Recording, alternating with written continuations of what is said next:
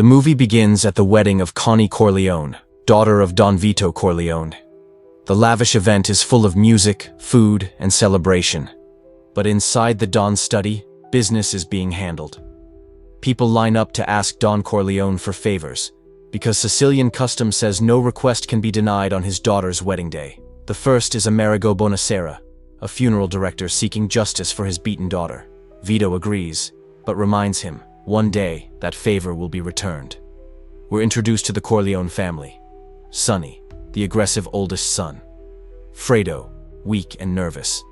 Tom Hagen, the adopted son and trusted lawyer. And Michael, the youngest son, calm and distant from the criminal world. Michael arrives with his girlfriend Kay Adams.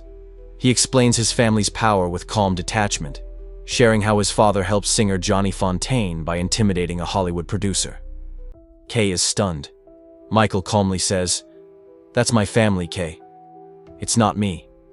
Shortly after the wedding, a heroin dealer named Sollozzo seeks funding and protection from the Corleones. He wants to expand drug trafficking in the city. Don Vito refuses, drugs are dirty, and he doesn't want to lose influence with judges and politicians. Sonny openly shows interest, which Sollozzo notices, a sign of weakness in the Corleone leadership. Sollozzo retaliates by attempting to assassinate Don Vito. He is ambushed and shot multiple times while shopping for fruit. The city is shaken. Miraculously, Vito survives, but he's hospitalized. With the Don out of commission, Sonny takes over as acting boss. Michael, still not involved in the family business, rushes to the hospital and finds it unguarded.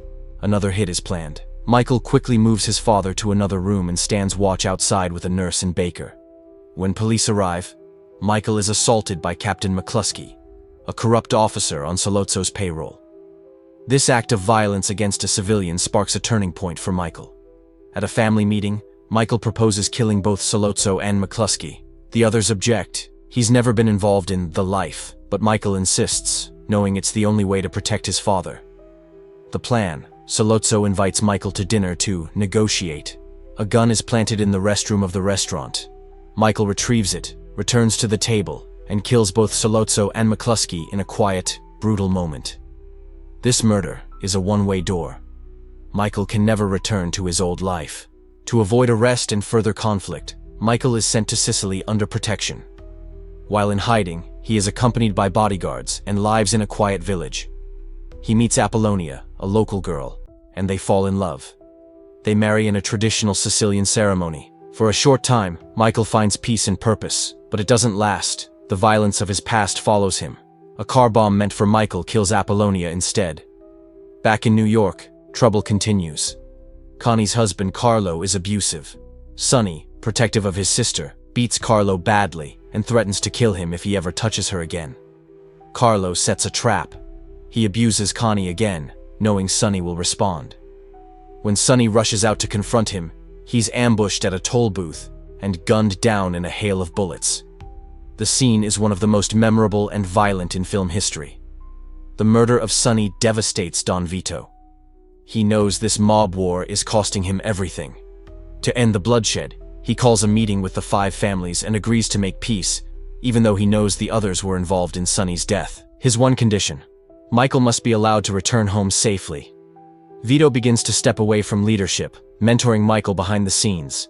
He tells Michael that whoever approaches him about meeting Don Barzini is the traitor.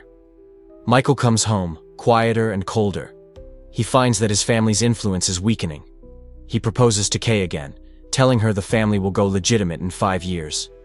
She agrees, trusting him for now. In secret, Michael begins rebuilding the Corleone power structure. He moves aggressively to take control of operations and weed out threats. Meanwhile, Fredo, now in Las Vegas, is seen being disrespected by Mo Green, a casino boss. Michael wants to buy Green out, but Green mocks him. Michael simply stares, cold and calculating. Don Vito spends his final days in peace, gardening with his grandson.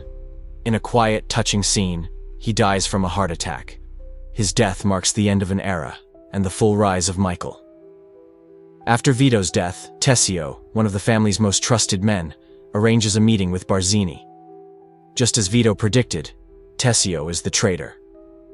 Michael pretends to go along with the meeting, but he's planning something else entirely.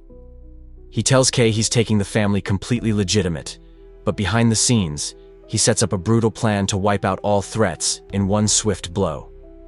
Michael confronts Carlo, who confesses to helping set up Sonny's murder. Michael tells him he won't be harmed. Moments later, Carlo is strangled in the front seat of a car. Kay asks Michael if it's true, if he ordered Carlo's death. Michael, calm and cold, lies to her. No.